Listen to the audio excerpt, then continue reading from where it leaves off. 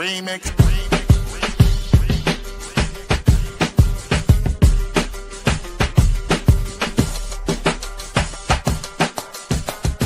Remix. Remix. Remix.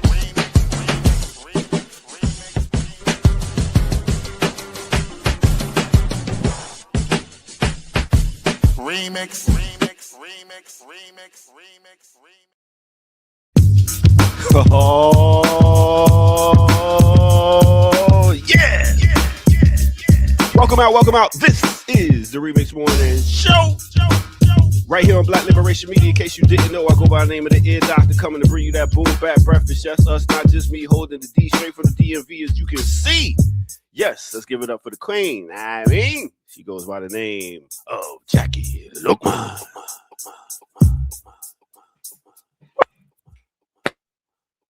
Morning. Good morning, Jackie. It's that kind of Wednesday. All right. It is. You know, I got some sleep last night. Oh, wow. I mean, I went to sleep a little earlier watching the basketball game. You know, the playoffs is on, and Lakers was getting blown out. So I said, you know what? Let me go to sleep. And I'm here. You know, I need to keep a notepad on the side of my bed. Because when I have so many dreams, you know, you don't remember them, and then you be like, oh, I'm going to remember. I got to write these things down because I don't remember jack. So this is a tricky question now, because if you need the notepad to write down the dream so you don't forget it, how would you know when you first needed to do that if you forgot the dream and you didn't write it down? I don't know. Let's bring somebody that got a bigger brain than mine. It's like Kim Brown. I don't even know what y'all talking about. All I hear is Jackie trying to deconstruct something the ear doctor said. I said, ooh. No, I was just already. saying I need a notepad to write down my dreams, because I'll dream them and I'll wake up and I'll forget what I dreamed about. But it'd be like I'm always getting chased by like cops or something. It's always some car chase. I'm at my old house that I grew up in. It's just always just something. And I'm like, yo, I gotta write this down. I gotta remember it. And then when I wake up, I'm like, I forgot that shit. All dream interpreters, come to the front. What does it mean when you're getting chased in your dream? Ear doctor, this seems like a recurring theme. I know. Either of y'all ever been to jail? I was about to say. I think those dreams mean you got a warrant out. He's scared you might still have a... No more. He said no more. No more. Because these dreams wake me up. So I wake up for like 2 seconds and then I go back to sleep. I used to have dreams about flying and then falling, and that would wake me up. All the time. And you know what makes me fall? I stopped believing I could fly. Right. That's exactly what happened. Yes. I'm sorry, ear doctor. You should see me. I'm like an eagle. and then you start doubting, like, can I really do this? And then you start falling and you be like, yo, what the? Like, I'm going to hurt myself when I hit this ground. And then I wake up and I'm like, oh, shit. Yup. Jackie, you ain't ever had. This is some real deal shit right here. I knew he was some type of brothers and sisters here, Kim. But I'm saying, you know what? This is connecting some dots for me, because I usually dream of enjoying myself in some kind of way, traipsing through a meadow, you know, in a mosh pit in the metal show of my dreams, you know, because I am dreaming, and, or you know, let's skip past that dream. But you know, running a capybara and cat and dog rescue, I'm just having a great time. I'm having a great time. And it's beautiful and it's wonderful weather every day. And then all of a sudden the sky goes dark. The animals scatter, the flowers die, it just goes dark, and this darkness that grows all around me coming from the sky, and it just grows, and the darkness grows, and it becomes colder and colder, and the pressure just feels oppressive, and as I look up, right before I see what it is that's falling on me, I wake up. Damn.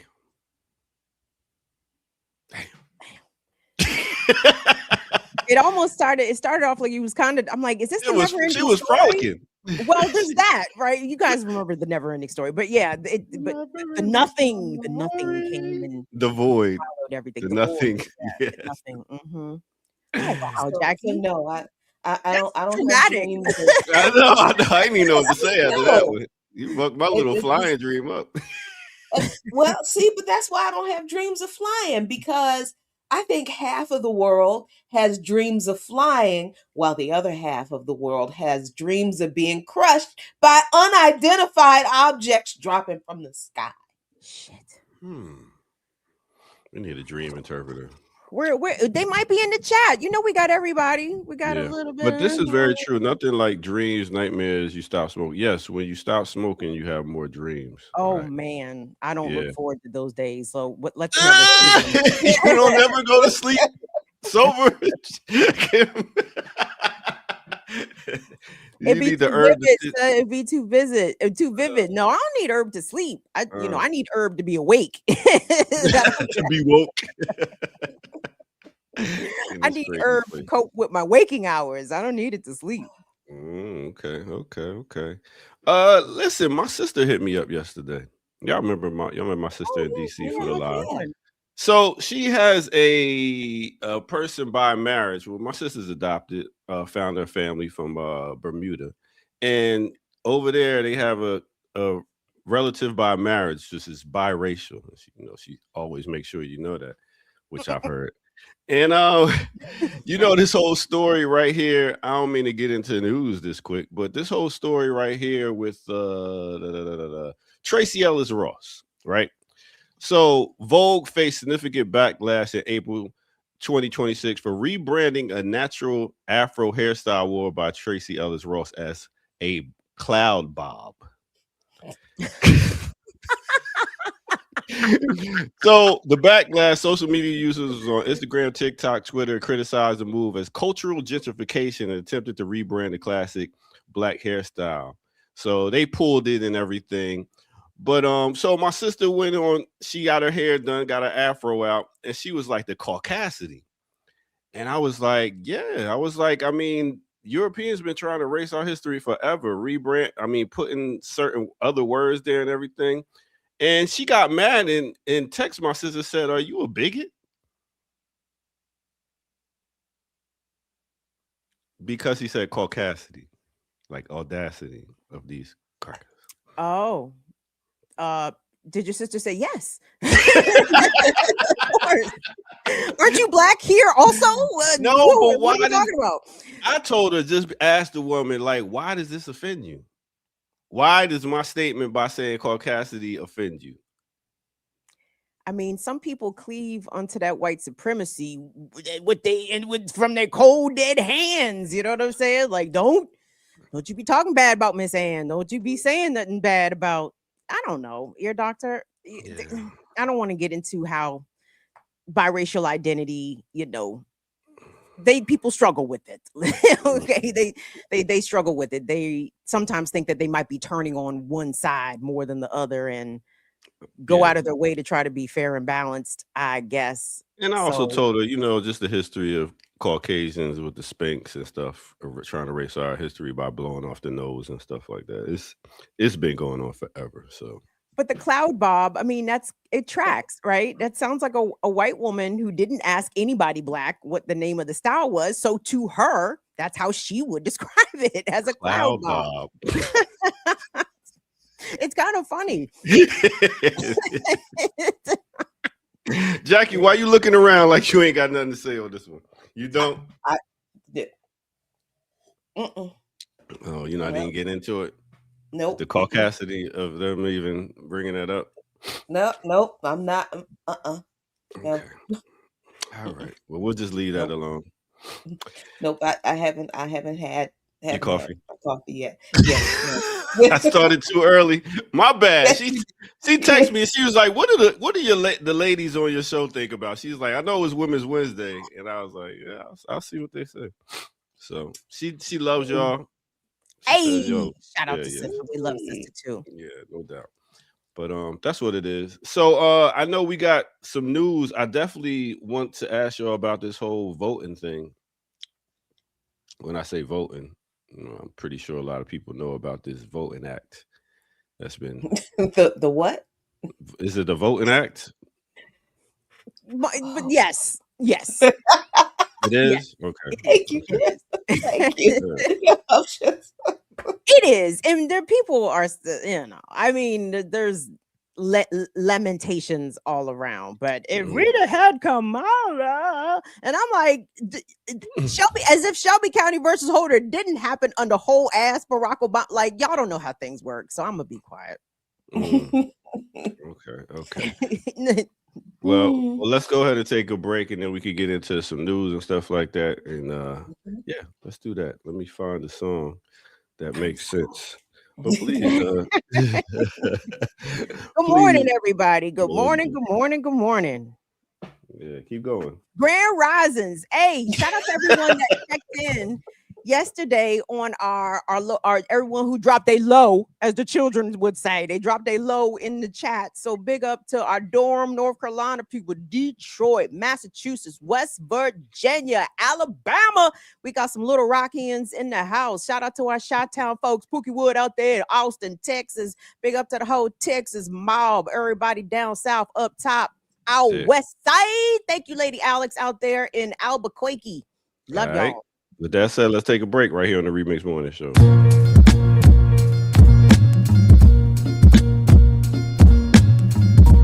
When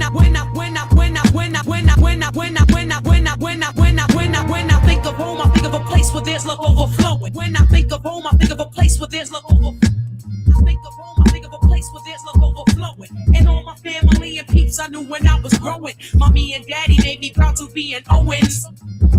When I think definitely representing Jersey on the love.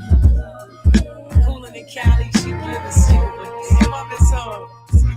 But when I think of home, I think of a place where there's love overflowing. And all my family and peeps I knew when I was growing. Mommy and daddy made me proud to be an Owens. So me to keep going, straight up but never knowing I would become her eminence and royal highness, the Queen Latifah, no doubt one of New Jersey's finest. So, said it all, get them up on my own, cause Jersey's what I think about when I think of home.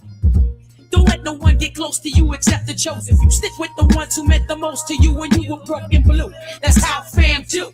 That's how you stay true around these snakes that freaking smile when they hate you. I'm quick to take a ride down Borton Town. Just another day, living on lockdown. My experience legit. My rhymes is on hit. It's mad truth to the rumor, we the shit I can't forget. I can't forget New Jersey. All right, let me take you to a time and place. Let me take you to the year of 1995 with Queen Latifah off that New Jersey Drive Volume 1 soundtrack.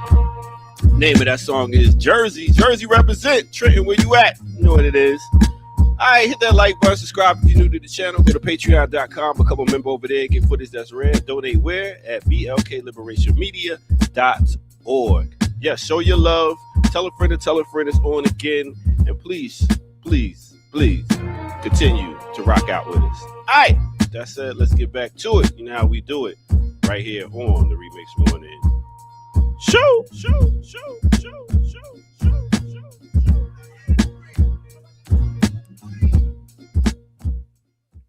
Yeah. Did they make Jersey? Did they ever make a song about Baltimore or Maryland or no? Billie Holiday, I think, has a very famous song called Baltimore. Oh, she does. That song is so hard. But I see the jab he was trying to throw though. But you know, we blocked it. We bombed. We responded. I see what you did there. I ain't gonna hold you. That is a dope song. Baltimore. Big up to Nina. I even think is that Nina. Yeah, Nina covered that too. Yeah, it was sampled by Jay-Z, who redid that song. Also, that whole song. That nigga goofy ass Curtis Jackson has a song called Baltimore Love Song or something like that. Baltimore Love Story. Oh word. Okay. All right. Well, enough of them. I mean, he's rich. Ear Doctor, don't you like him? Like just because? Wow, that's what we doing. That's what we doing. We throwing shots. You know what I'm saying? You started it. You started it. You know what I'm saying? You want Jackie to ref the fight. You know what I'm saying? I like his bully antics sometimes. I ain't gonna hold you. I do like how he be bullying people sometimes. The level of petty is unbelievable. Yeah, but that's about it. I mean, your level of petty is pretty up there, because you just I gave you some grace with the whole blowing off the nose of the Sphinx business. He said Spanx. He did say Spanx. Didn't he say Spanx? Thank you. Spanx. Thank you. I said Thank Spanx. you. Lord Jesus. It's not Spanx. And I tried to give you grace. Like that box Spanx. Gave you grace on that one. No, you didn't even take that as okay, let me behave today. No, you just kept poking and prodding and So how do you pronounce it? Sphinx. All right, Sphinx. I'm gonna go back here. Right. Go get your Sphinx on. Good morning, Jackie. How are you? I don't know.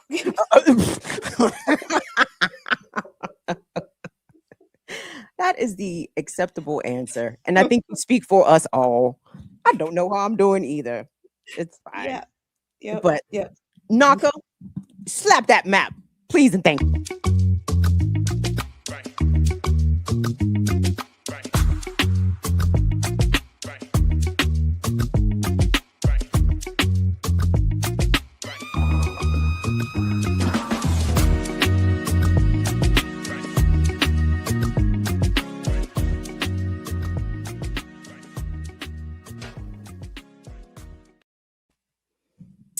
Konnichiwa, bitches. It's the Remix Morning Show, Women's Wednesdays, las miércoles de las mujeres. Estamos aquí esta mañana. Todo mi gente, dígame qué pasa. Hope y'all chilling, feeling good this morning. It's rainy here in the DC area. Well, overcast. I don't think the rain has moved in yet, but we're expecting heavy rains throughout the day. So that's good, though. We're in a drought, as is the whole country. Lake Mead is dropping precipitously in the west, and the Colorado River shall soon run dry. But fret not. The Met, Megan Clay, all the things. Don't worry about none of that shit. Don't even worry about that shit. It's Women's Wednesdays. Jackie Luke Vaughn in the building. Kim Brown in the building. Ear Doctor in the building. Remixers in the building. We appreciate you guys making some time to hang out with us this morning. Please engage with the content, like, share, subscribe, etc., and a cashmere sweater. Jackie, I will ask again. How art thou this morning? Oh boy. I just when I thought the level of unseriousness, anti-intellectualism,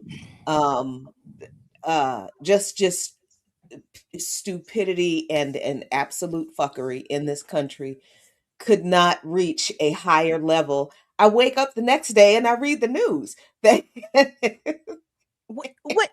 What news is this, pray tell? What fresh hell are you about to reveal for us? Let's see. So where the heck do I start? So man, hantavirus. That's what they're calling it. That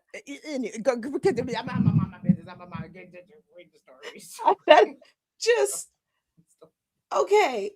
So supposed to be winning from the tyranny of masks, right? um, they're calling it a virus ship. What is going on? 3 sick passengers evacuated from virus ship, and Trump-backed candidates win in Indiana. So this is like, just a little update. So all right, yeah, Indiana had Senate races, and a bunch of Trump-backed candidates won their primaries over traditional Republican candidates. It's Indiana. What are you surprised about? So where did it go? Where did it go? Where did it come? Here we go. 3 sick passengers evacuated from hantavirus hit cruise ship. The cruise ship at the center of a deadly hantavirus outbreak faced a new challenge today as a local leader opposed allowing it to dock in Spain. The news came as the medical evacuation of 3 sick passengers to the Netherlands took place this morning. Switzerland, meanwhile, confirmed that a man who had traveled on the ship was being treated for hantavirus in the Swiss city of Zurich. Spain's national government in Madrid had said that the Canary Islands would accept the ship and it would begin a 3 to 4 day journey there, but the archipelago's regional government opposed the move. The WHO is the World Health Organization, confirmed this outbreak is the Andes strain of the hantavirus, which is known to be transmissible between people and is endemic in parts of Argentina, where the Hondias luxury cruise ship began its voyage.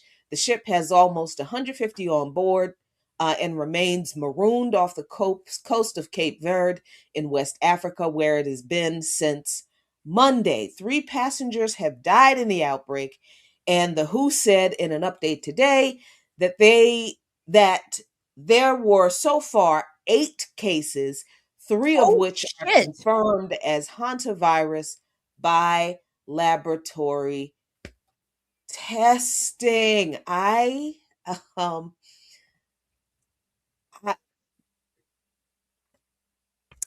8 is an increase from the 6 I had originally heard. So I've been watching several stories about this just for context. So this ship apparently is like a Arctic wildlife watching ship. I guess moneyed whites spend many thousands to take a trip to like the southern tip of South America. Maybe I can't remember if this particular boat did visit Antarctica or one of those deep southern hemisphere islands. And what they are speculating, I guess the epidemiologists or whatever, is that because this untouched piece of wildlife wherever they went has, rodents and stuff running freely, that the hantavirus may have been transmitted or picked up there, because hantavirus is only communicable to persons, apparently when it's aerosolized, which is a word I like, the aerosolize, when it's airborne and it's inhaled. But that strain, that Andes strain, is the one that is, like they said in the piece, person to person transmission eligible. But here's the thing: the incubation period for the hantavirus is supposed to be like a week. I'm curious. I don't. What I didn't hear is how long ago they made this wildlife tourist, sightseeing stop to the point where they are now in Cape Verde, right? So the hantavirus incubates for 7 to 10 days. The initial symptoms, they say, are very vague and non-specific. It mirrors kind of the flu. You don't know that you got the hanta until the hanta starts haunting on your ass. But Jackie, because 3 people died on the ship. And South Africa was like, don't bring that shit over here. South Africa said, y'all keep y'all smallpox spreading asses the fuck on that boat. We've seen this before, the continent declares. And look, all all the Africans and the people of the global South are like, oh, who's fucking green monkeys now, motherfucker? Yo, keep that shit on the boat. We learned from the ancestors, Jackie. No, madam. Yeah. Should have destroyed them ships when we smelled you coming. Madam. I just the whole all of that, the whole and now I'm having this weird like how many other times have colonizers in modern history actually been the ones to be the cause of of these kind of like because all this stuff about how how do viruses get from these exotic for us because we don't go nowhere but but how do these viruses get from these exotic locales back to the isolated and unwashed because still because you got a whole generation of people doing podcasts talking about they don't wash their legs so still okay how do these exotic viruses that exist by themselves in remote locations and everybody in those remote locations no don't go over there because that's where the you but the moneyed elite who have so much money that all they see fit to do with their money is to go to these isolated locations just to say that they have the money to do it and they end up being the ones that actually are the cause of the outbreak of a global pandemic because last time I checked most of us can't afford to go to the market down the street, let alone a Chinese wet market in Wuhan.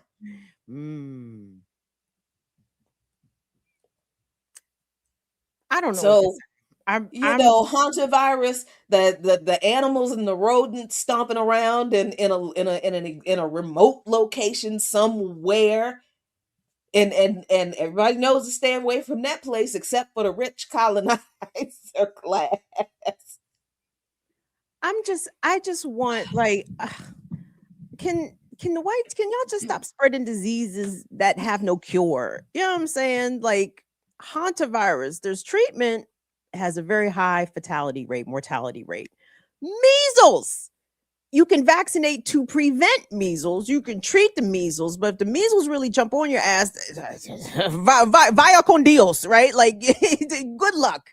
Best of luck to you. Like, why the spreading of untreatable thing? Like, and I know it's on brand, Jackie. So, I mean, you almost can't fault them because it's got to be coded in the DNA somewhere someone has to be the spreaders, I guess, of viruses have, jumped into the brains like they did RFK Jr. and directed the virus is directing them to spread itself, to replicate and go elsewhere and push it away. Yeah, I don't know. I don't know why that particular story this morning. I don't know why that one struck me like, oh, it's plagues now. Okay. Precisely. That's why it struck you. Because again, I'm not even convinced hantavirus. I mean, it could be. I ain't a doctor. I don't know what it is. But I mean, it just sounds fishy. Like every expert that I saw speak on this talked about how rare. Like it's rare. I was watching the Canadian news and the Bama got on. Is like, yeah, Canada had like 5 cases of hantavirus all last year. So to have 8 cases on one boat, are we sure this is hantavirus? Are y'all just saying it? I don't listen. I I had to start with some kind of levity because man, this is it's like every day I wake up, I'm like, what listening for the trumpets. Hey, Like I'm not sure I believe that, oh, but those just trumpets. in case, you know. You talk about bee trumpets. I'm thinking, I was like, oh, Jackie, you bring up a good question. I've been meaning to ask you. Does DC have an air raid siren alert system? Have you ever heard it? Have we Right. already? Have I asked you this already? I'm sure I have, but No, I don't think you have, but I was actually thinking about that cuz I live near and I said this the other day, but it's actually not entirely true. Um I said the other day that I live near Andrews Air Force Base. And, you know, Andrews Air Force Base is where they it's where what is it? The Air Force One, two. uh-huh. Yeah. And the helicopter, I think, whatever it is. But anyway, you know, all of the president's stuff, the you know, the all that crap is there. So the traffic from so there's always military helicopters in the air flying over the area and all this kind of stuff. But it's not all the time until this stuff kicked off in Iran and and just the increase in the amount of air traffic around here. But then I had to remember it's not just I don't just live near Andrews Air Force Base. We talked about this before. Um, live near Bowling Air Force Base, and what is that? Fort Meade, no, whichever one that is, down by Arlington, right outside of Arlington. So there are all of these. Is that Yeah, I think that is no? Fort So Meade. Fort Meade's out by my way, Laurel area. Okay, That's so where Fort what Meade. whichever one that is that I always Great forget. There question. is a Yeah. another military base like in Is it Fort Lee? I no, don't. Arlington, not Alexandria. I'll remember before 10 o'clock. But it's a Belvoir. Thank Oh, you. Belvoir. Isn't that further out? Is that in That's Arlington? Arlington, but Interesting. Okay. I'll get it sooner or later. But yeah, it has been unnerving. Um and it made me think of, you know, how would we know if because I don't know if and then you know how you're over I don't know maybe it's just me my overactive mind once I start on a thought then it becomes a tangent and then it becomes to starts to influence everything that I hear. So now everything unusual is oh my God, is this the moment? I don't know. How would we 100%. I don't. You think this administration is going to tell people that the choppers are about to sing over Washington D.C.? and No. then Kamathi with this high strung behind every motorbike, every motorcycle, every big truck. He's like, oh, I'm coming to get us. I'm like, is this the time? I don't know. How would we know? Jackie. So I'm turning into like a low-level prepper because what Believe what that. else should I be doing? What else should I be doing? So of course I'm getting the videos how to survive a nuclear attack. Hey, here's the chances that where you live has an elevated risk of being attacked. Do you live near military site? A few. Several, in fact. Do you live near intelligence and security installations? Yes, check also. But anyway, so it's like they have like the wind. Okay, if you are with it, because you said you're within the blast zone. I'm assuming they're gonna. I really, if they're gonna drop the big hammer, please, Mar-a-Lago, right there. Okay, leave us alone.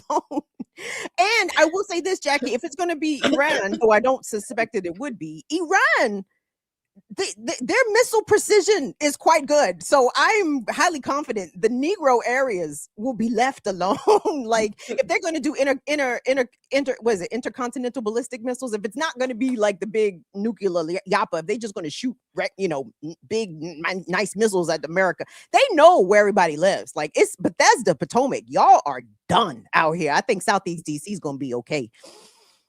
for for exactly 2 days. And then we're going to be fighting for our lives. And not against anybody outside of this area or country.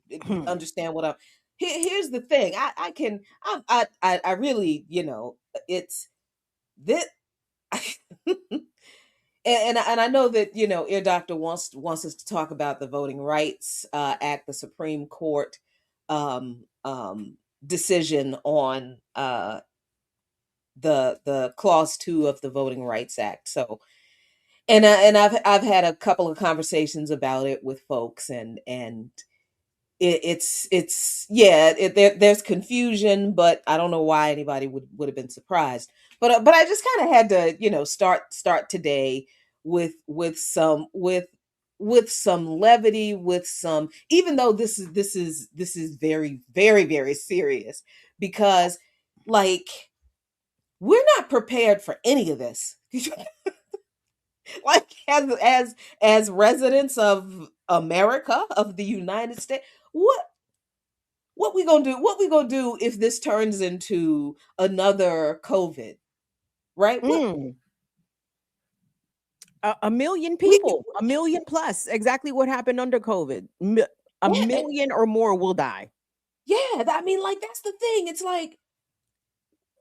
like maybe we haven't quite understood that the government's response to COVID and the deaths of over 1 million people in this country was shrugged off, ignored, didn't care. Oh, it was only the sick the folks who were already sick who were dying. Those are the only ones who died. It was only the weak who were dying. Maybe, and I really just had this thought the other day as I was freaking out about, what sounded like a car crash on Southern Avenue and Kimathi freaking out and helicopters flying over and thinking, well, damn, this is like a scene out of a movie I just watched. Is it this time? And out of that joke, realizing we wouldn't know if it was.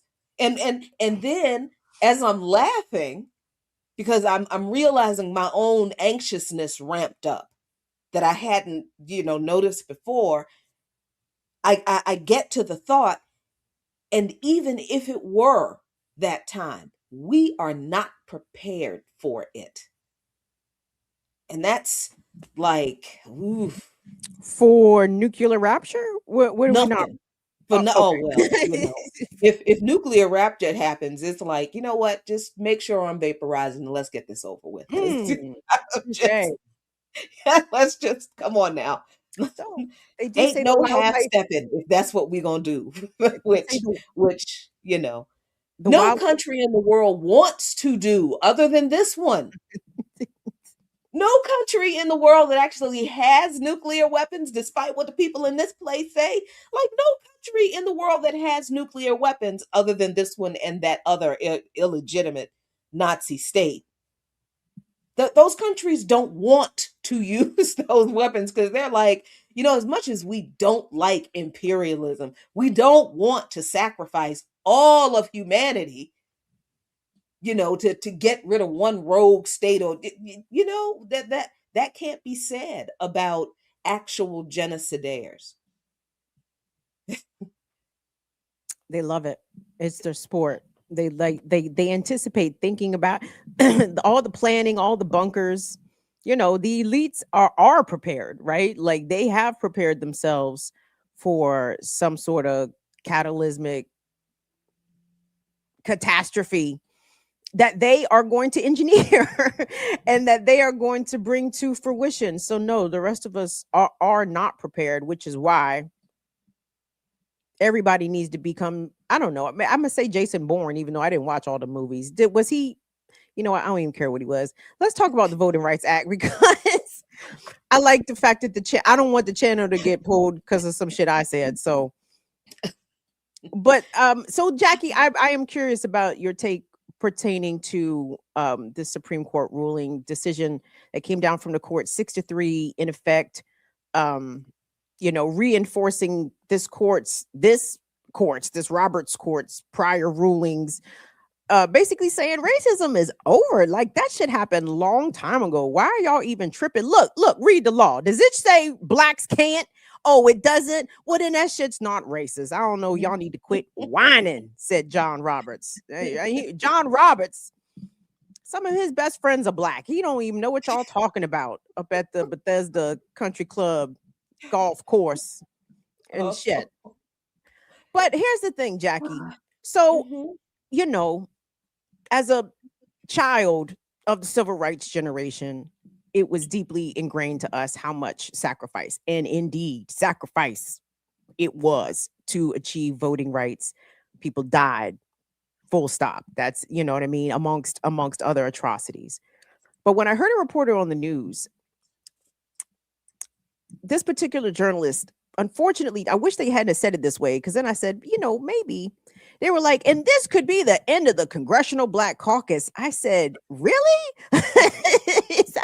is that an unintended positive consequence of this decision? So now I maybe ain't shit for having that take. So please, you know, right this ship, Jackie, because tell me why I need to be sad. And I'm not saying that I shouldn't be sad. I believe that I should be sad, but please make me feel bad for this decision. Why is this decision bad for all? But the CBC's going away. But it's bad, Jackie. So what? Oh, okay. Can I double up on this question? Okay. Yes. Hold on. Hold on. Okay. Oh shit! You got a notebook. I ain't like it. We about to be ancient together. I love it. Come on. So I seen this and I was like, all right. So check this out. Yeah.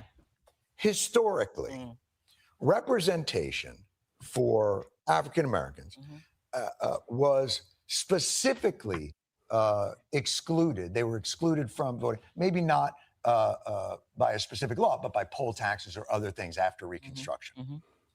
And we let that go for 80 years. Yeah.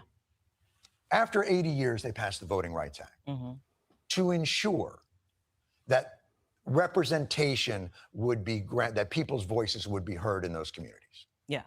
And what was the result of that act? Yeah. So just one edit to that is that, you know, after the Civil War, there was an effort to ensure that Black people could vote. And that was through the 3 amendments that were passed to our Constitution after the Civil War. One ending slavery, the 14th Amendment, birthright citizenship, and equal protection laws. And the 15th Amendment said you cannot prevent someone from voting based on race or color or previous condition of servitude. So that was supposed to mean Black people could vote. And for a while, Black people could vote in the South. I mean, we had 8 members of Congress elected during that Reconstruction period, 2 United States senators. Then what you had at the turn of the century was all of these states making new constitutions and coming up with the kinds of laws that you described: poll taxes, literacy tests, grandfather clauses. If your grandfather could vote in 1850, then you could vote. That's where grandfather clauses are? Yeah. I always wondered that too. But yeah, I didn't know nothing about the 15th Amendment. And listening to all this made me be like, damn, I need to vote just because. Now? The fact that they put all this shit together so we could vote, I was like, damn. Stop right there. Stop right there. Who put all this together so we could vote? Who? Come back here and answer for yourself. The white man. So you're 50. I'm just trying to figure out now you want to vote. Because like me and a lot of other people, we don't believe in this system. So we feel Now like you do. but we feel like, our vote don't count. A lot of people feel like, our vote don't count, and this is all set up already, and they gonna put in who they gonna put in. But I'm confused. So now that it really doesn't count, now you want to vote? I'm just like, God damn, they did all this shit to stop us from voting. It must mean something. You could have been voting this whole time, though. I'm just a little in confusion. That's okay. And to be clear, I vote, but I don't vote because I like niggas on the ballot. I don't even vote because I think my interests are being represented. They aren't. They have never been represented on the ballot. I vote out of ancestral guilt. I told y'all this. I vote because the ancestors bled. That's the only reason I go and vote. That's it. So Jackie, again, I know it's bad. Please tell me why it's bad. I mean, I feel like we always miss the primary issue. And that is the fact that these laws were written and compromised on and agreed to by the very people who compromised and agreed to and made gentlemen's agreement over all of the decades that they had the opportunity to end slavery through legislation that they chose not to. But quote unquote, both sides of the aisle.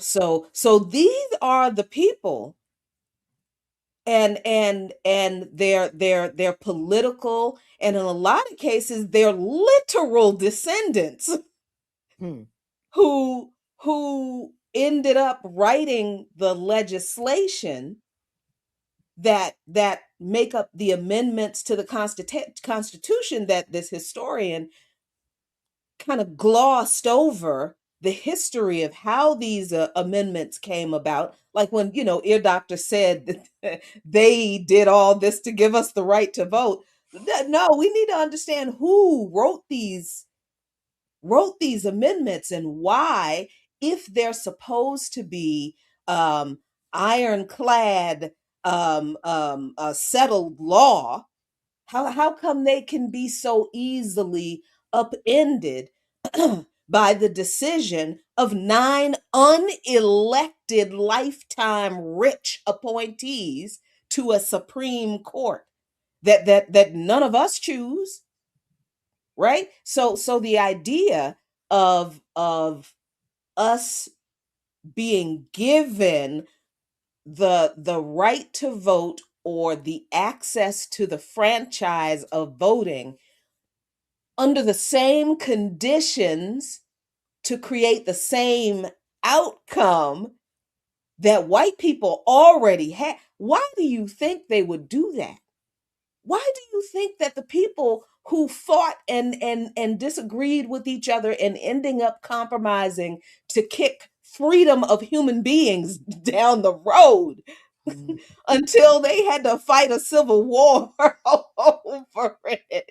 And we haven't figured out that the people who wrote the amendments to the Constitution that we keep saying gave us these rights, they were the very people who compromised to keep us from having these rights in the first place. So of course, it's a bunch of loopholes and weird language and ambiguity and vagueness and little trap doors that their descendants come along decades later, sometimes a century,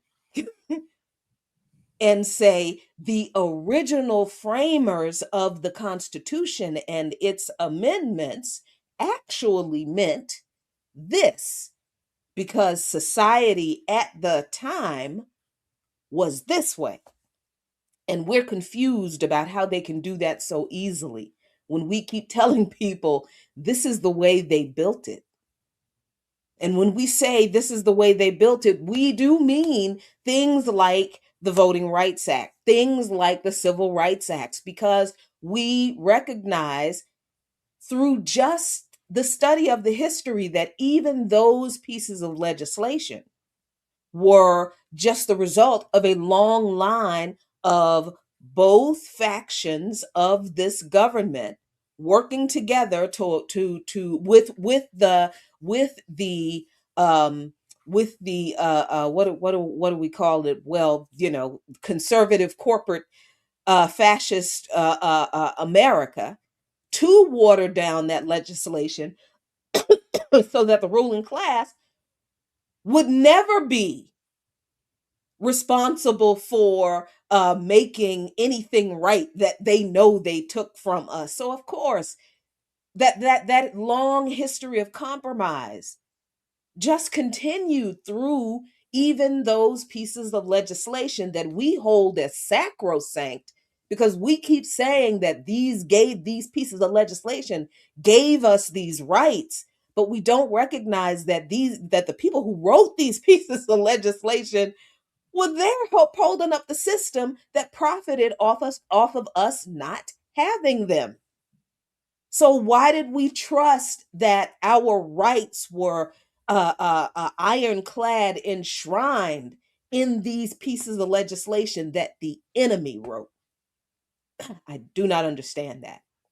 So because we accepted that all of a sudden the enemy did something good for us, we missed every opportunity we had in the modern era, in the 20th century, in modern democratic political history. We missed every opportunity we had to nail the Democrats to the wall for not taking seriously the protection of these pieces of legislation, weak as they were, for the reasons I just said. We missed every opportunity to nail the Democrats to the wall for abandoning the protection of those those pieces of legislation, because we trust these people. And look, because the Democrats talk a good game with the Republicans. Why would you trust them? They openly hate you. And the whole time, that same compromise is going on. Because then the Democrats truly abandon progressivism, turn to third way politics, move more to the right, become openly corporatist. And in the same way that the Republicans are, the racist lapdogs of the corporate class, the Democrats are the representational lapdogs of the Democrats. So the idea of they took away our representation in the Voting Rights Act. Who's been representing us? We haven't paid attention to who's been representing us. So I know that was a long way to get back to your question, Kim, but so we supposed to be mad that this might mean the CBC and the Progressive Caucus and the Hispanic Caucus and all of these, representational caucuses, other than the Freedom Caucus, because they're gonna keep their caucuses. So should we be mad that these caucuses, that even though they're supposed to be the modern day example of the success of the Voting Rights Act and the protection of distinct voting districts that otherwise would be unable to choose their representation if they were absorbed into larger majority white voting districts, right? So now that is gone, people are lamenting, oh, this means these, the CBC and all of these caucuses. our representation will be taken away. What has your representation done for you up to this point? Right? Because we can talk about we should have the right to vote for people who we want to represent us. Okay, that's true. I believe that's absolutely true.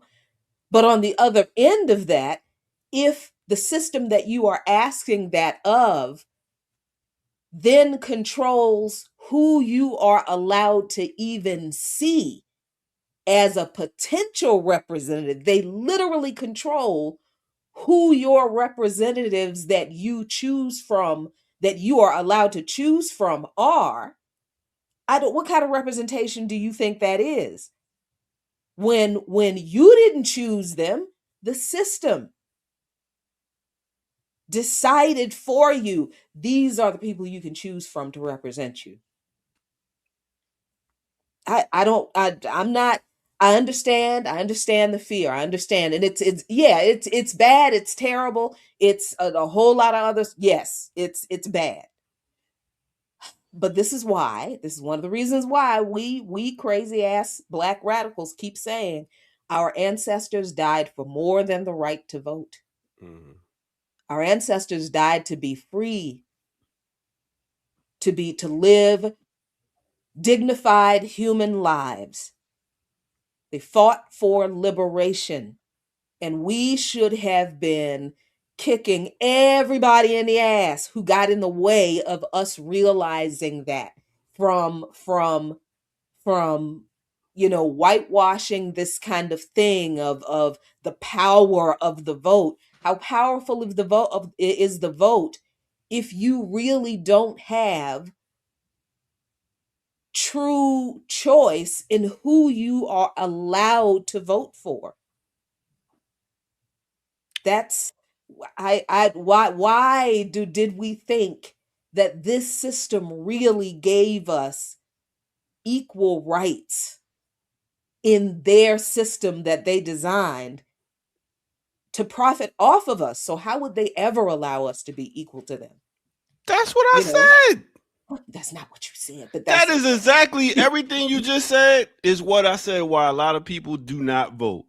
They give us the representation to vote for. They put all this stuff in the system, and then we getting told over and over again that your ancestors died for the right to vote. And we like, nah, they didn't just die for the right to vote. So all that combined, what you said, them putting people in place and trying to overturn the system that they created, a lot of people like, I'm not voting. And that's just the mind. That's just the thought of a lot of people. Am I wrong? No. Anyway, I mean, big up to Don in the chat room talking about I'm putting on an act. No, you just need to listen, my brother. You need to listen. So Kim, do you feel better that you don't have to feel bad that maybe the CBC might go away?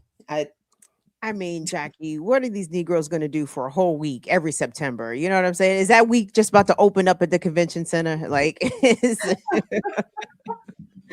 our hotel gathering spaces is going to be a lot of, bookings. Like, I don't know what these niggas do besides do a gala every year. What do y'all do? What do y'all do? I'm going to tell you real quick. Maryland's first Black senator, do you know what she did? She voted in support of the Charlie Kirk Act against political violence. There we go. and see, that's the thing. And that's not that like I don't want people to mistake that as like a repudiation against voting. No, that is a repudiation against this idea that this system could ever allow us to really choose who our representatives are. Mm-hmm. Like, would we ever choose to have somebody whose politics would allow them to vote for some bullshit like the Charlie Kirk Act? Would we want somebody? No, those are the kind of political representatives that this system allows us to have. And we are protecting the mascots that they give us. wait, I don't. let me tell you a funny story real quick about that. So when I saw that, I had to call Angela Brooks' office behind that. I called. I'm like, ma'am, the young lady answered the phone again. Everyone's very polite, professional, courteous, whatever. I'm like, young lady, because I'm auntie now. Young lady, did the senator, in fact, cast a vote in support of the resolution against political violence about Charlie Kirk? And she's like, yeah.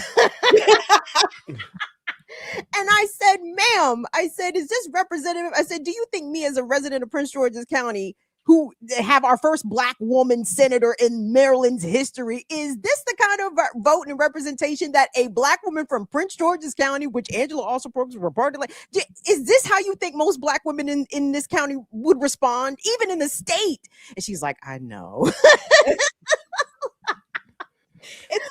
See, I'm again, voting is great. Yes, it's great in an actual democracy. Right. And I want people to understand that this Rosa, we was gonna bring you up in a minute. Oh, hey. I see. Read the private chat, Rosa. I got you. But no, I want people. Look, I love elections in actual democracies, where people actually get to choose who they want to vote for and what they want to vote for, and they know that their vote is a direct participation in the democratic process. And in those countries, Cuba, Venezuela, China, Russia, believe it or not, yes, they have elections. You know, that's those places are democracies, despite what these people in this country tell you, because they always want you to believe that this system is the ultimate. It is better than all the systems. They never wanted you to know that this is actually the fascist dictatorship of capital. Those other countries are actual democracies that are representative of their people. Their elections actually do matter, and their participation, the participation of their people in elections, is a reflection of that. Because even with the Voting Rights Act, even with all of these pieces of legislation, to allegedly expand voting, what has been the participation of the electorate in this country in elections? It's declined it's in the toilet. But in these countries that are so-called dictatorships that we don't think of as democracies, well, how come over 90% of the entire population in these countries routinely participate in elections? How is that a dictatorship when the people actually get involved in elections?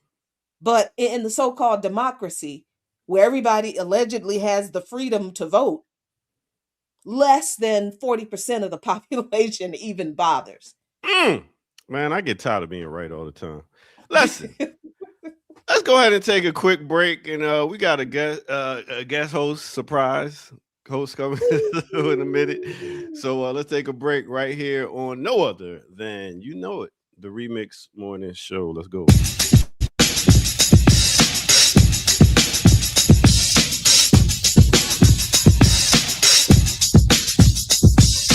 Thinking of a master plan. This ain't nothing but liberation inside your hands. So open it up. Let people know that this is where you need to come, right here on Black Liberation Media. Thank y'all for tuning in. I feel like, sometimes we deal with a lot of heavy stuff in our life. So I felt like, you know what? Let me lighten up the mood a little bit. How am I going to lighten the mood? Well, let me show you. Let's do it like this. With our good friend, I get the right one. Our good friend, Jennifer Lewis. Okay, so I hadn't seen any of it. I had been running around all day. And then my girlfriend called and said, Jennifer, they showed up anyway. I said, but they cut nearly 30,000 jobs and gutted the Washington Post. They showed up anyway. posturing and posing, hoping to be the most.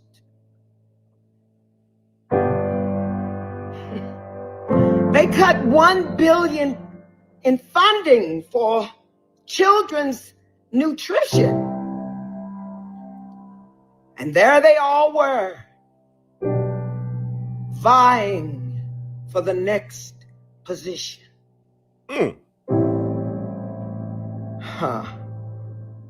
We're at war. And so many people are dying. I said to my girlfriend, tell me you're lying.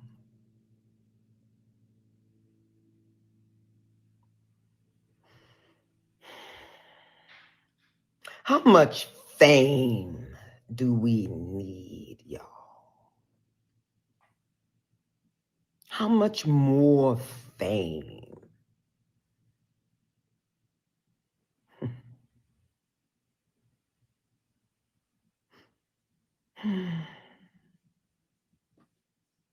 Wow. Big up to all our Met Gala recipients and all those who came out to, I don't know. Anyway, let's get back to it right here on no other than the Remix Morning Show.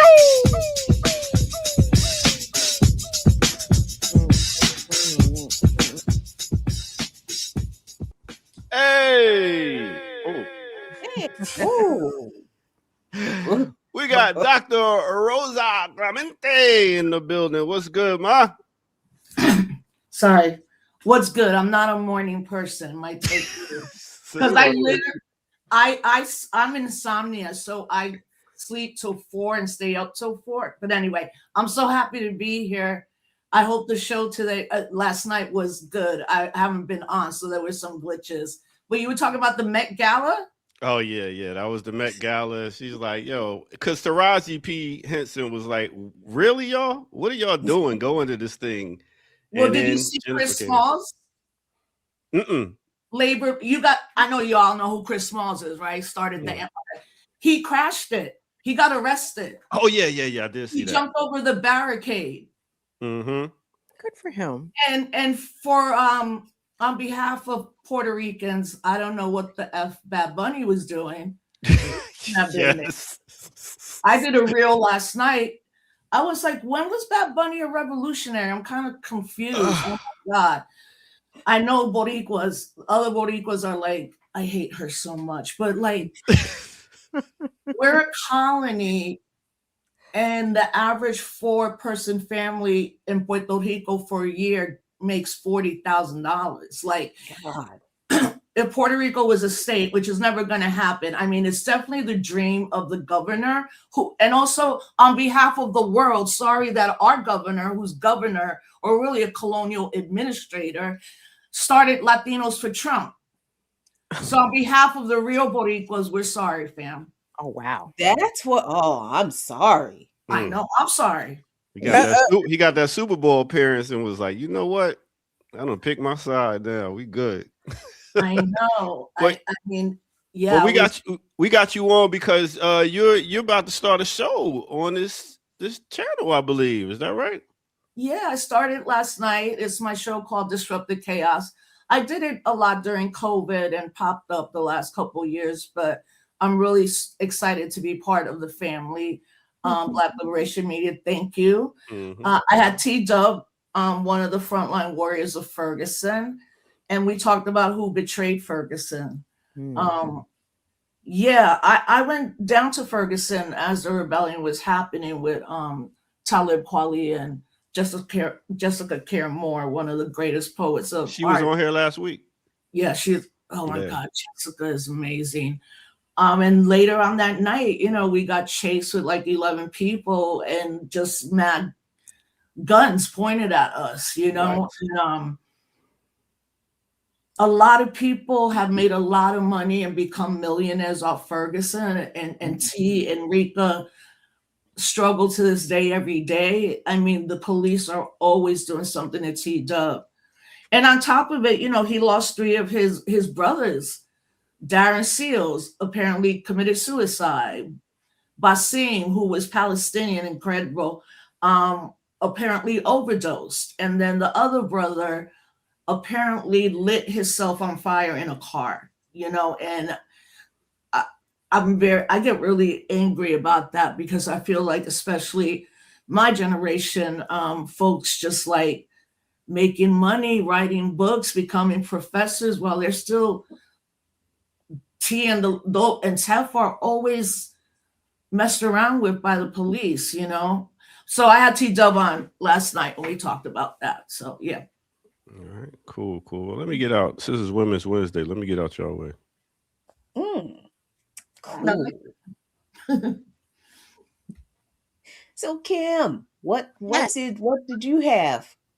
Ear Doctor, did you get an email from me? Yes, I did.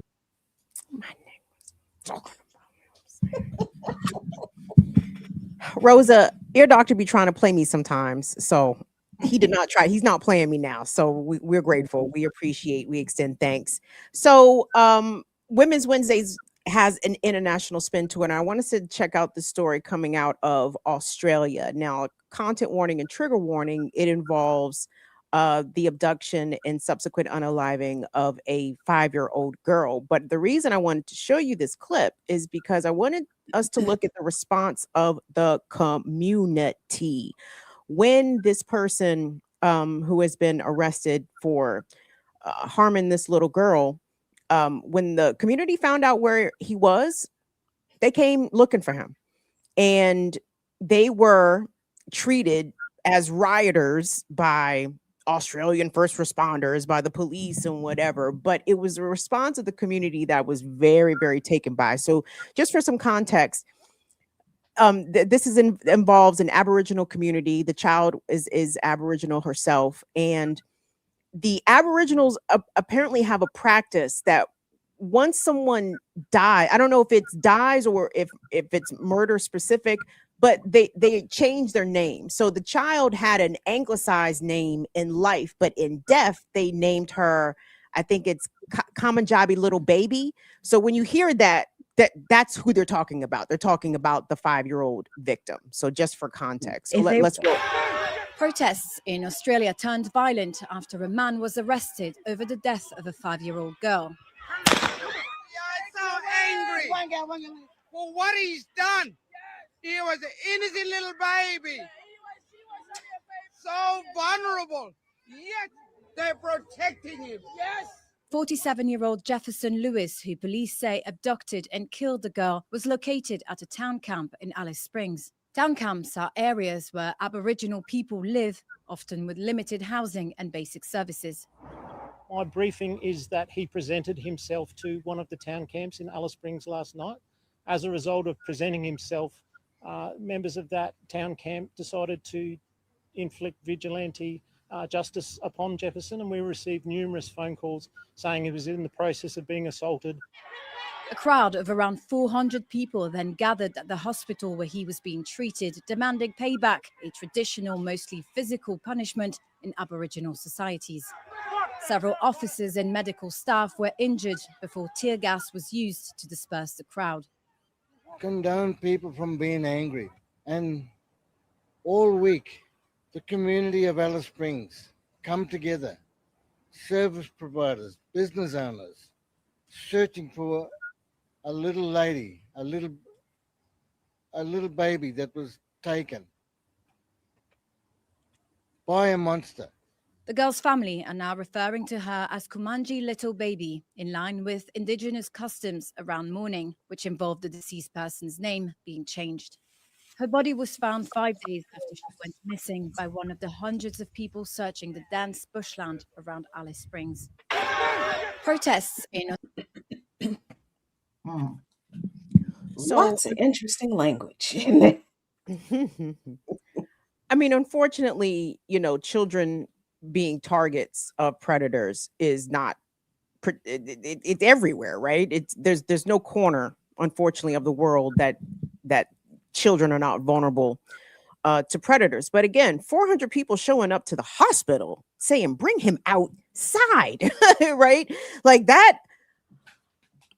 I appreciate the energy in response to that kind of tragedy. And I wish he would have been brought outside. I'm not going to even hold you. But there was also some additional like racist context in subsequent stories that I saw about this case. Like I saw one reporter ask the mayor or wherever it was in this particular town, like, were the bottle stores open? Were they closed? It's like, because the Aboriginals are alcoholics. If you closed the bottle stores, they wouldn't have come rioted. No, these people take the protection of their children very seriously.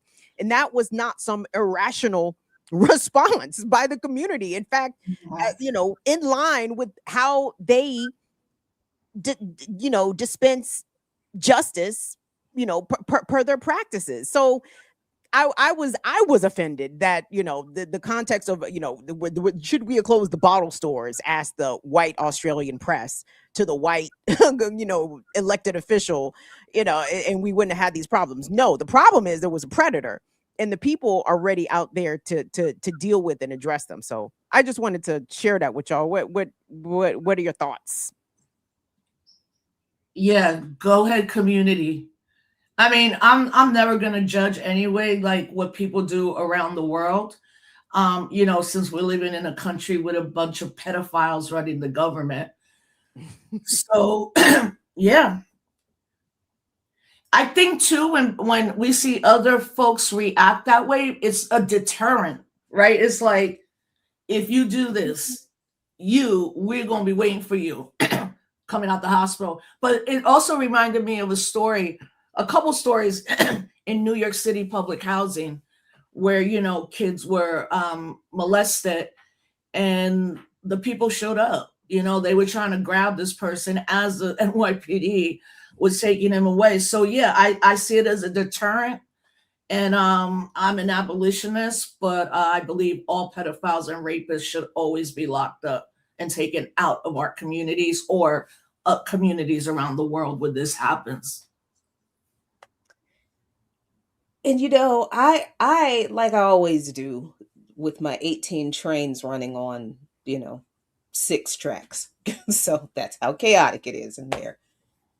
I'm listening to this story, and I'm listening to the journalist because that's what I kind of always do. I'm listening to the words she's using, and the indigenous representative, and the words he's using, and all of this violence, and they rioted, and vigilante, as if, and then the way they described where the community is and the conditions. Oh, it's an isolated community with few services. Well, whose fault is that, motherfucker? Who do? Why don't they have? Why are there few services in the? And but the use of language to pathologize an aspect of an indigenous culture and tradition, because how you deal with antisocial elements in your culture, that is in your community, that those the agreements, the social contract that communities have, they build them. Communities come together and decide, we're not going to tolerate this, this, and this. And this is going to be our response to these things. Everybody understands that, right? If you do this, this, and this, this, and this is going to happen to you. We're clear in order to stay in this community, right? And in indigenous societies, that is how they dealt with, because we didn't have like prisons. Yeah, the people were held in some type of isolation if they violated these social contracts before they had to meet some type of deliberative body, if it's the community council, if it's the king or the leader or whoever. But prison, but like we understand it, that they didn't exist. So how did traditional communities and indigenous societies, how did they manage antisocial behavior without these modern institutions that we're led to believe this is the only way we deal with people who break the social contract? So I feel like what we were like looking at in that video is like a butting up against each other, to these two realities of culture, of how cultures deal with people who break the social contract within their communities.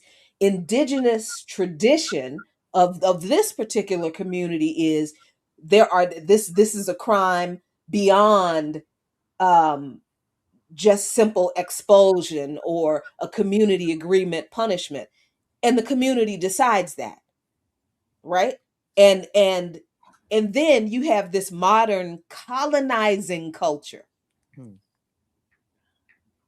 talking about these people's in the traditional way they deal with something this extreme against one of their own is violent, from the colonizers who rendered everything about indigenous cultures, rendered everything about them violent as they carried out violence against them to take over the, you know what I mean? It's like, how are these people that they when I watch that story, it's like, so we're not going to talk about the little girl.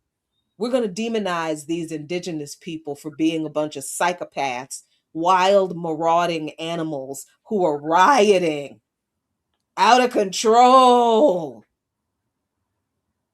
because somebody harmed the most vulnerable among their community, and that person needed to be dealt with according to their traditions. But the traditions of the colonizers is to lock all of them up. All of them are criminals. And even to the extent that when these people are trying to protect themselves from the effects of all of that colonization and indoctrination, they're still treated with violence in the way they're presented, even in their grief. That man, this thing is so, I don't know how it really is like it feels like a hamster wheel. How we respond to and deal with these issues in societies that we don't control. They're not our societies.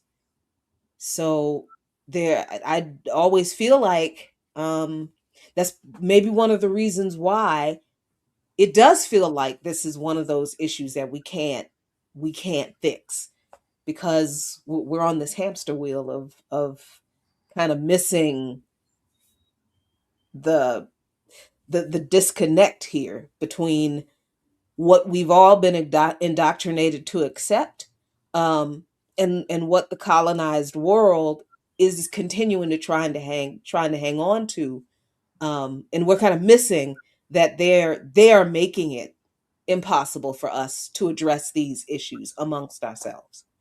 It was always designed to be that way. Yeah, I wasn't even thinking it that way. So thank you. I feel, I don't know, but I also I think about the Mennonites, people say Amish. If they do something that's against one of the community members, they're shunned. They're asked to leave the community, never come back, you know? So I think it is important, because what you just said is, yeah, that was my go-to. I'm like, put them in prison. And it can't be that, you know? So thank you for making me think in that way about the sword. It may have to be that, or some of these people need to come up missing. Period. Like, that's it. Like, there's no fixing. I mean, every mental health professional says it. There is no remedy, no treatment, no medicine for pedophilia, for people who want to commit sexual violence against children. There's no fixing them.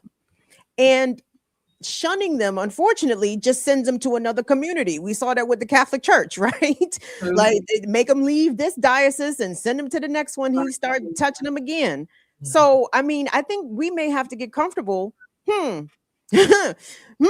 Vigilante justice. Like, if we could, it's the verification for me. It's making sure we're getting the right people, right? I understand that no one wants to see an innocent person, someone who did not commit a crime, especially as heinous as the ones that we're discussing, be persecuted for something that they didn't do. I see these innocent children dying all the time, you know, so I'm stressed. I'm wrestling with all that too. I don't want to see innocents die at all, but somebody gonna die. Okay. It's got to be the predator, the abuser, the rapist. Like, I don't know what else we can do with them. And I really wish, I would have loved to see what the end result would have been of the community's dispensation of justice upon this person. What would the end result would be? Because it didn't sound like they were intending to kill him, by the way. It just sounded like they were just gonna confront him and beat him, beat him real good, right? Yeah. Give him a beating he'd never forget. But yeah, get stoned to death like back in the day. Oh, talk to me, a doctor. There we go. I'm saying. This is why I try not to discuss what appropriate punishment should be. Yeah. Because I mean, we live in the United States of America. There's nothing appropriate about the way these people have done anything. I don't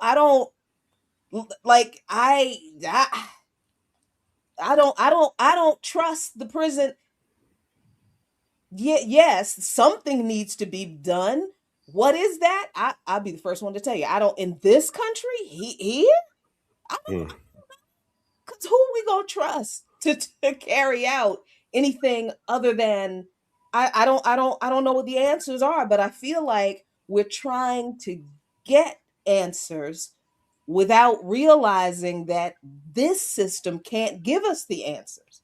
And I feel like that's kind of the tension for me. I'm not at all advocating that these people should not be punished. Yeah, yes, and no, I don't know if the man, because I don't know if the story said that the man assaulted the child in that way, but we know that he murdered her. He was right, charged. which is Yeah. So, you know, Spike Lee told us the way. We got to create a drop squad. That's really it. I wouldn't let Spike Lee run my dog around the block. I'm just saying. We need our own vigilante group. Hey, we're gonna take a quick break so we get the next story up, and yeah, that's what we're gonna do. Make sure y'all tune in tomorrow.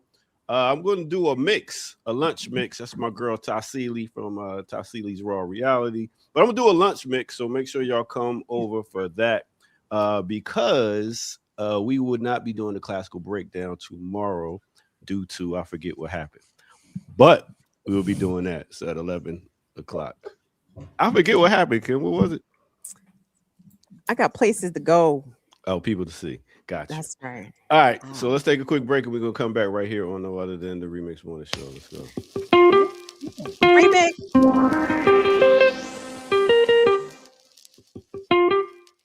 Yo, welcome to Black Liberation Media. We got a bunch of dope shows.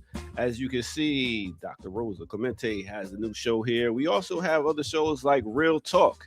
And if you didn't catch the last Real Talk, let's see what exactly was being talked about. Check it out. A brand new treaty, a treaty on the Convention Against Slavery as a Crime Against Humanity, that would create a legally binding treaty that could be used to then bring a case. That process is going to take a minimum of 10 years.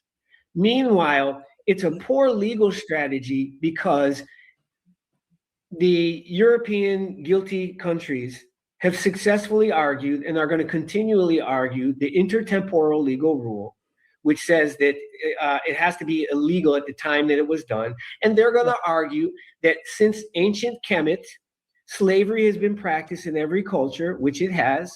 It was practiced before the Europeans came in the under the Dumda versus War edict. Because that's an ignorant. That argument is so fallacious, because ancient slavery is not chattel slavery. Chattel slavery was race-based. Chattel slavery was ownership as property, ownership of children. It's very different than ancient slavery. Chattel slavery was labor production. You weren't Aesop. telling these motherfuckers stories and educating their children. I agree with you.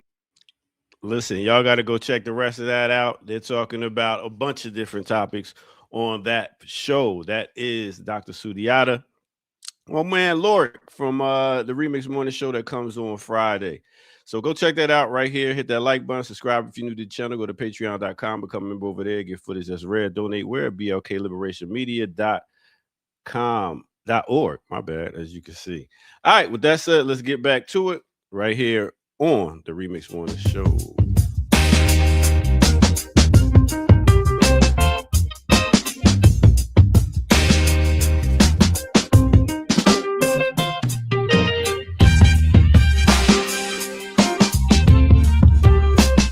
Oh, all right. Our other ladies on their way making it back. Had to go stretch their legs. Way downtown, walking fast, smoking grass, and I'm homebound. Hey, I was over here counting my cash, right? Cause Ballin'. I was trying to get down with Uncle Luke in buying Spirit Airlines. You know, he's talking about you're gonna have a soul plane. So I was like, let me get my duckies together, see if I can, be part of this. You know what I'm saying? We might have a real soul plane, y'all. Like on some real deal shit. Like all these airlines are going out of business. Spirit Airline is going out of business, and Uncle Luke said, "You know what? Let's get some black investors together and buy it." What y'all think about that? Oh man, I think them white folks be sabotaging them planes. Planes be falling out the sky. Some messed up black boxes up in there, huh? Oh man. Yeah. So that's what it is. You're gonna bring up Uncle Luke when you knew I wasn't in here. I know that's your favorite rapper. My bad. Jackie working that stuff. Libra working that stuff. Capricorn working that stuff. It's your birthday. Yo, but real quick. Kamaki said stop that. But before y'all get to the next story, I wanted to ask Dr. Rosa. So what are you going to be what's going to be a lot of the stuff you're going to be dealing with on your show coming up? Tuesdays will be more like one person, maybe two. I really like tell me your story. Mm-hmm. Having comrades and all of that as activists or organizers, not everybody's like tight or friendly, but I was thinking about a lot of the people that I know, and I'm like, I don't even know, how they were raised or their background around how did they become an activist, or, were they raised like in my family when I was growing up. I mean, I didn't even know why Puerto Ricans were American citizens. I didn't know that. I just knew I was Boricua. So on Tuesdays, it's like more in depth with people. But on Wednesdays, it will be about Puerto Rico or Puerto Ricans or Boricuas, and working in the seminar that I do called the Black Puerto Rican Radical Tradition. That's my dissertation, where as Afro-Black Latinx stuff has been exploding, and, you see so much on Instagram, most of the conversation is like hair, food, and a drum. And I'm like, I don't want to just have a cultural conversation. I want to have a political conversation, and younger Boricuas in the United States and in Puerto Rico are now understanding race. Because in Puerto Rico, race is not talked about like that. Like nobody's gonna be like, "Oh, you're Black Puerto Rican." They're just gonna be like, "You're Puerto Rican, you're Boricua." Yeah. So on Wednesdays, I'll focus on anything around Puerto Rico, and talk about again this Black Puerto Rican radical tradition, working on building from Cedric Robinson to Robin DJ Kelly, and hope that what I'm putting out there will give people the space, but also the courage sometimes to be like, this is who I am, and I'm not going to hide it anymore. All right. That's what I'm talking about. All right. Make sure y'all tune in right here on Black Liberation Media. Fantastic. Word. Appreciate everybody joining us this morning for the Remix Morning Show. It's Women's Wednesdays. Excuse me. Jacqueline, do you have another story? Or Dr. Rosie, you have a story? Or anything that you would like to bring up, discuss? Mm-hmm. Yeah, no, I mean, I'm still like in my mind about Bad Bunny at the Met. Like and then I was like, why? Who is this old person? And then I was like, what does? I don't know. I mean, I know I've had many conversations and I've critiqued him. I'm just always like, I always think about if lands were colonized, then minds are colonized. And then how do you do a decolonization project, right? And what it is with Puerto Rico is being a colony of the United States, the only one, really messes with people's heads. You know, so there are people in Puerto Rico that think if we get free and we are an independent nation that then is part of the international world, that they're going to lose all the benefits of the United States. But there's no benefit that our people are losing when you're colonized and then you have a right-wing governor like we do now, and all the corruption that always happens with most of the governors in Puerto Rico. So I think what it is that sometimes we're so hungry to be recognized. I'm the other way. I'm like, stop giving away our secrets. Like, I don't want white people to know how to make coquito. And I don't want white people to be doing bomba y plena. And everywhere you see that now, and I call it the Bad Bunny effect. People love the culture. They don't love the people.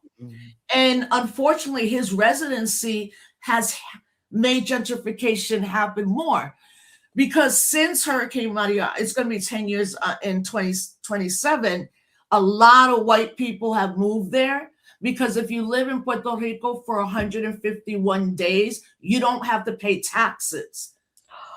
And then you don't pay taxes in the United States. So that's why white people are like, when I mean buying everything up, they are there en masse, not just white people from the United States, white people from all over the world. You know, so that Bad Bunny effect, what it did was all these falsehoods. Like one of the biggest ones was that his residency brought a lot of money into the community, and it did not. That's not how capitalism works, you know? And that's a lot of the writing. So I think what happens is maybe Puerto Ricans are sometimes starved, like we're a colony. We're not geopolitically fitting into Latin America. They killed and assassinated many Boricuas that were part of the independence movement. They sterilized 1/3 of the women on the island as they were testing birth control, and never told these women. Women just stopped having babies. They didn't know why. Well, what happens, they were giving them birth control pills and giving them IUDs, and they left them in there. And that 1/3 of the women were mostly all Black, African descendant. And then that same doctor then goes to the Bronx, to Lincoln Hospital, and sterilizes 5,000 more women and another 3,000 African American women, right? And it's all about this like whole population control at that time, because there's a people romanticize the Taino indigenous people, right? But when you look at the numbers, by 1897, 63% of the people in Puerto Rico were African descendants. And the way we're brought up, and how some organizers have the conversation, is they'll always be like, Puerto Ricans, you're 1/3 African, 1/3 European, and 1/3 indigenous. And I'm like, a lot of people around the world are that. I call it the 1/3 theory. But nobody ever wants to really talk about African descendants. You know, why are we still a colony? How the United States military uses us. And when the United States kidnapped Maduro and his wife, they had to stop in Puerto Rico. There's a really good article that says for Trump to go to Venezuela, he had to go through Puerto Rico, because that's where the the whole kind of thing happened in this sense. The plane lands, it's fueled up. They go capture my dude and his wife. They bring him to Puerto Rico on the plane, and then they go to New York City. So that's what's happening. But now with all this kind of, again, like the Boricua secrets, giving them away. Look, I don't know if you've probably heard of him, Brock Pierce, and then Logan Paul. They have basically brought up a lot of the property in Vieques, Puerto Rico. So Vieques is the little island off Puerto Rico. It was used for 67 years for the United States to do all its training and militarize that space, but also with all the weaponry that they left behind, the cancer rates in Vieques are very, very high. So you got these cryptocurrency bros that have been trying since Hurricane Maria to create the city called Protopia, like Puerto Ricans and Utopia, right? So they're buying the land. They built a clinic, but if you don't have insurance, you can't go to the clinic. But insurance doesn't work that way also in Puerto Rico. And we don't have a lot of doctors because the colonial situation has made so many Boricuas have to leave Puerto Rico. And now the kind of city they're landing in, because in the 40s, 50s, and 60s, it was either like Chicago, Boston, and New York City. And now Orlando is a hub of Puerto Ricans, like huge, huge, huge population. So people that are in their mid-20s, maybe to 40, most of them have to leave. And people don't want to leave. It's a forced migration. And then lastly, the biggest thing that's happening in Puerto Rico right now is this, it's called Esencia, and it's a $4.1 billion development project that's really kicking into gear pretty fast. But Boricuas from all over the world and the diaspora are ready to fight against that, because not only are they taking one of the most ecological spaces in Puerto Rico, what was I saying? Menopause. Estencia. Yes. They're trying to privatize the beaches. And in Puerto Rico, every beach is public, right? Like, even if you go to a resort and you're not staying there and you're like, I'm going to the beach, they can't stop you. They just can't stop you. You just like on the beach, even though the resort is there. What these people are trying to do are also build fences. And then they're going to mess up the tortoise and like the little, what, you know, when they dig them in the ground and then they come up and become these beautiful turtles. Somebody from that, or maybe some other white people, mass killed like hundreds of tortoises and smaller turtles.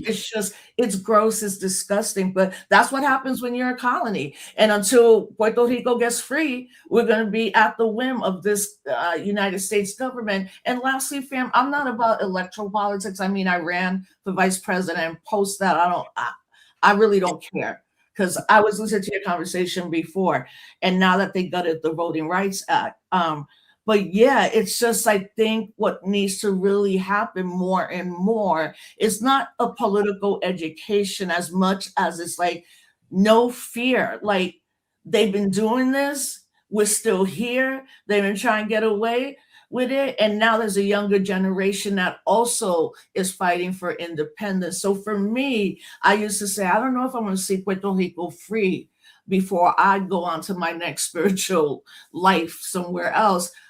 I think it will be, but I think it's going to be really hard. And I think the United States is going to like impose more military action on the island. But younger Puerto Ricans are tired.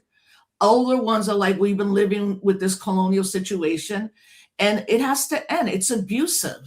It's abuse. And then if you live in Puerto Rico, you're an American citizen, but you can't vote for the president, for the election. Right there, that's like 3.1 million disenfranchised Puerto Ricans. That's why now people are starting to see some Democrats like, let's make Puerto Rico state. Let's make Puerto Rico state. It's like your fantasy dream is not going to happen. You want a Puerto Rico without Puerto Ricans? We're not going. And we will never be a state. Like, first, the United States is not going to put a 51st star. You know, so what does that mean? That our diaspora brothers, sisters, and non-binary people on the island cannot even vote for the president of the United States. We're American citizens. What does that mean? For me, I always think, this is why I think African American and Puerto Ricans have always been in solidarity. We have American citizenship, but it doesn't mean a damn thing. And see that right there. Thank you so much, Dr. Rosa. That explains. And it just, when you started with electoralism, and because last Friday, I did one of these. You know, I'm going to do this once just to experience it and see, you know, how it goes. Because I don't really care about electoralism either. Everybody knows I was a part of the last, an advisor on the last Jill Stein campaign. And so I was asked at WPFW to actually somebody who listens to the show, activist or organizer in the city with the art community, the arts and cultural community, called. It was friends of one of the assistant general manager, and asked, "Hey, do you know Jackie Lukman really well? I wonder if she would be interested in moderating this panel, mayoral candidates panel, forum on arts and culture." So, the general manager, assistant manager connected us, and I'm like, yeah, dude, are y'all sure?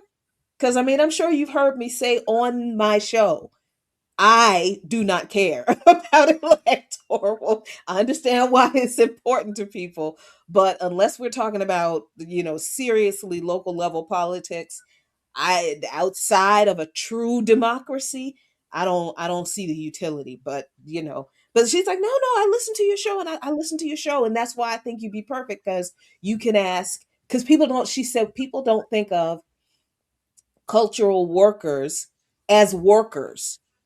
Right. And I figured you would be able to, but I'm like, oh, okay, the liberals are this. Okay, maybe they're paying attention. So I'm like, all right, I'm going to do it. I'm going to do it this one time, see what happens. There was supposed to be 3 candidates. One didn't even bother to show up. Who ain't show up? Who ain't show up? Robert Gross. They said that man did. They said they called his number. The number was disconnected. I'm like, dude, how are you running a campaign and you don't? People can't call you. Look, if the Green Party, if the Green Party had listened to me, we'd be in a very different situation in this country, But unfortunately, the leadership in the Green Party, especially the white men, are racist. They're liberal white racists. I mean, the stuff that they did to me and Cynthia would have actually did break me. I was like, I got to disappear. I can't be part of all of this thing, because how much I was attacked. I don't care when the white folks were attacking me. I was more attacked by like my own hip hop generation folks, the ones that when we founded the Hip Hop Political Convention, we founded it. It was here for almost a decade. The first thing we always wanted to do was make sure that Raz Baraka became mayor of New Jersey. That's why we had it there, because we knew Raz wanted to do that. And now he is the mayor, and he's doing incredible things, right? But the Green Party, I mean, they really hate Black women. And also, some of these white boys one time put their hands on me, and all I remember is my husband jumping, and yeah, hitting that dude. It still triggers me all the time. Like, yo, y'all treated us horribly. But like what I was saying about people who disappeared in my life. Look, I had a very important mentor who's like, I'm disappointed in you. You're making a wrong choice. You're never going to work. You're never going to get a job. Then I had my peers in the hip hop kind of community removing me from panels, then blocking me at certain things. And then the things that they were saying, because then we didn't have social media. If we had social media, I probably would have never gone, I would have broken maybe. But you know, back then we had those listservs where everybody's going back and forth. And I'm an archivist and I keep everything. I'll just say that I was called the C word at least 4 times. I again was shunned, mostly men. And then on one of the listservs, I remember saying, if Immortal Technique or M1 or whatever, I said, were running for vice president, y'all would be like uplifting them. Right. So it's also the sexism and the patriarchy. And last week, my own organization, the Malcolm X Grassroots Movement, basically didn't support me and then supported Obama because to them, that was where the masses were moving. And I'm like, according to our own principles, we're not even supposed to engage in electoral politics. So now I am engaging. And then you're like, we voted for Obama. And then I was like, F it. Let me finish this. I'll write my memoir about it. But I'm with you, Jackie. I don't do a lot of electoral politics. And I mean, the project is dead, right? The Voting Rights Act is over. So people better get ready for the fact that you might go out to vote and you won't get to vote. Because they're going to be having ICE, right? Like, who as a Latino is going to be like, let me go. I'm undocumented, and then let me get in there and press a button for who or for what.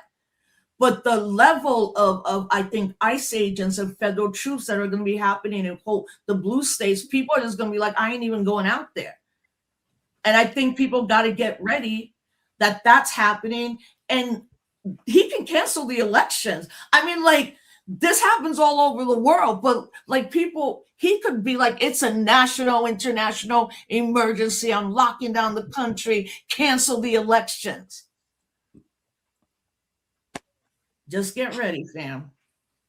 I mean, listen, we keep telling you that every time these people accuse another country of having a fraudulent election, there was stuff in the ballot boxes. Oh, look, they have the military at the polling place. Remember, that's what wasn't that what Obama said about the elections in the Donbass region in Ukraine in 2012 or before the coup, before the 2014 coup, because the people in that region voted to secede from Ukraine, and some of the regions that voted to become independent from Ukraine, and they voted to become independent from Ukraine because Ukraine carried out an 8-year civil war against the eastern region of its own country because those people are ethnic Russians.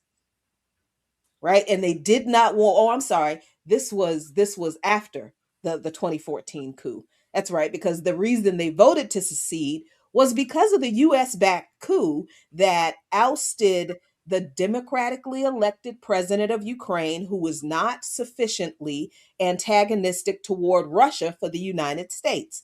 So the United States had to get rid of them. So the United States, under the Obama administration, John McCain, Victoria Nuland, other folks, what was his name? Jake Sullivan, made deals, gave weapons, even did public speaking events and gave cookies to the Nazis in Ukraine. And they carried out a massacre in Odessa at the trade union house where they killed Ukrainian leftists. They set the building on fire. They chased the progressives and the leftists from the Odessa that they were having a big demonstration. Chased them from the square. This was the U.S.-backed Nazis in Ukraine in 2014. Chased the progressive and leftist Ukrainians from the square where they were having a protest, chased them into the trade union house building, set the building on fire, shot people as they were burning alive trying to escape. And when people jumped out of the windows of the upper floors to escape the fire, they were beaten to death by the US-backed Nazis as they were trying to escape. So when we were explaining to folks that the Obama administration wasn't listening to anything we were saying about anything that they needed to pay attention to, when we tried to tell people that this is what they were doing in Ukraine, when we tried to tell people that they're telling us that Ukraine is this democracy, but one of the reasons the US backed Ukraine was Obama saying that the elections in those countries in Donbass were illegitimate because Russia had troops at polling stations. But what he didn't tell, and he said that on the floor of Congress, and what he didn't say was that Russia was there to in a very limited capacity because Kiev was bombing those regions for 8 years before that election. So the Russian military was there to try to protect their own people, ethnic Russians in Ukraine, from the Ukrainian government. But this is the same government now that the Democratic Party, when it has had control of all branches of government, the White House, the House, and the Senate, and could have had a majority on the Supreme Court, they chose not to use that power to enshrine any of the things that actually protect the people in the limited way that they do. They didn't enshrine a bodily or right to bodily privacy and autonomy under Roe versus Wade. They didn't do that. As a matter of fact, Obama said that abortion wasn't the Democratic Party's priority. Yeah. They didn't repeatedly enshrine and protect what was left of the Voting Rights Act after the loss in Holder v. Shelby County. Yeah, They didn't. Democrats had political power to pass legislation with a supermajority that protected what was left of the Voting Rights Act. They chose not to do it. The same people that have been telling us that actual democracies in other countries that they have destroyed, the same people doing that have been telling us, oh, we're going to work to protect your right to vote. And we have seen them not do that. And we still sitting here surprised that we're at this point. Yeah, the Voting Rights Act is still in place. You can still vote.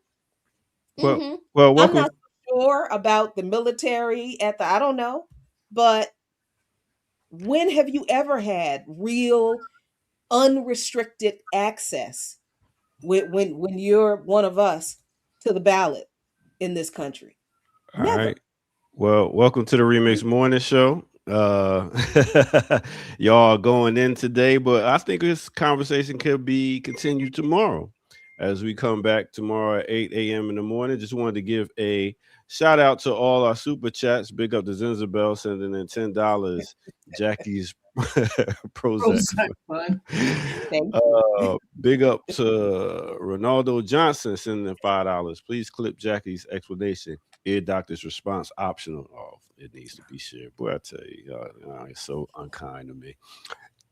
Oh, Grease sending in $20. Truly a poet of a time. Okay, I guess. Declaration sending in $1.99. Dr. Rosa, thank you for your SB letter to Bad Bunny. And thank you.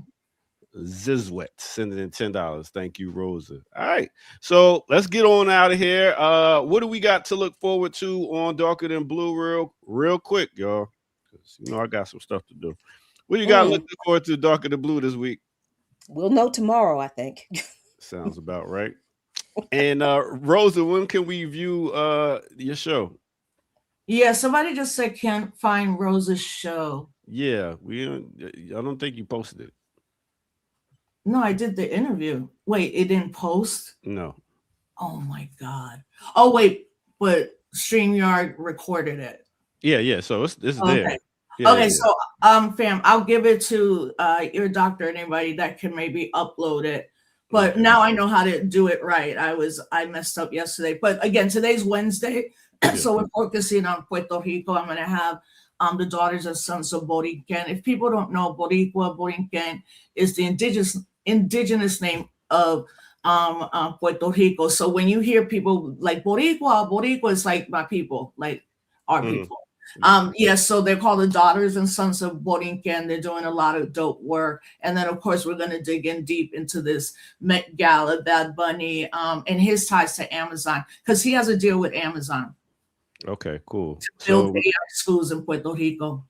All right. Well, make sure y'all tune in for that. Kim Brown, you good? Yeah, right. Why? I don't look good? Oh, you always look good to me. Renato Johnson sending another $5. Kindness for Ear Doctor. He deserves it. I appreciate you. All right, so we are out of here. I am the Ear Doctor. That's Jackie Lukman. That's Dr. Rosa Clemente. And that is Burn It Down, Kim Brown. This is the Remix Morning Show. Y'all have a good one. Peace out. Black Liberation Media is a collective of Black and African organizers, journalists, academics, and media personalities serving Black and African masses seeking to further grow in their understanding of themselves, their histories, and the African world through entertainment and news. Please continue to like, subscribe, and donate to the channel so we can further serve you and liberate our people.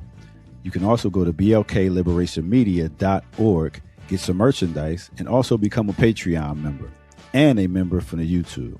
Please do what you can, share, and show your love as we will show ours for you. Black Liberation Media.